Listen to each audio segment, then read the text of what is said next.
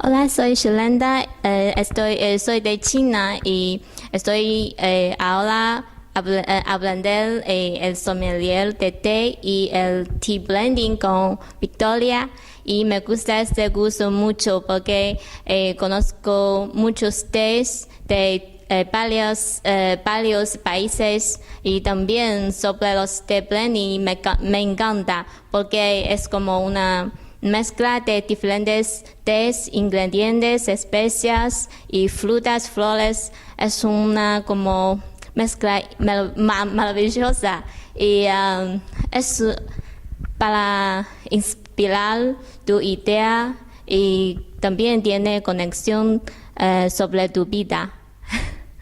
y me encanta los cursos con Vicky. Es muy buena orden y también una profesora muy maravillosa y simpática. Y todo acá es muy como está en casa y también conozco muchos alumnos de diferentes lugares y de diferentes países.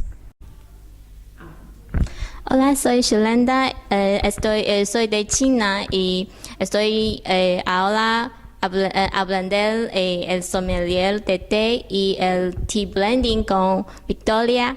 Y me gusta este curso mucho porque conozco muchos tés de varios países y también sobre los té blending me encanta porque es como una mezcla de diferentes tés, ingredientes, especias y frutas, flores. Es una como mezcla maravillosa y es para inspirar tu idea y también tiene conexión sobre tu vida. y me encanta los cursos con Vicky. Es muy buena orden y también una profesora muy maravillosa y simpática.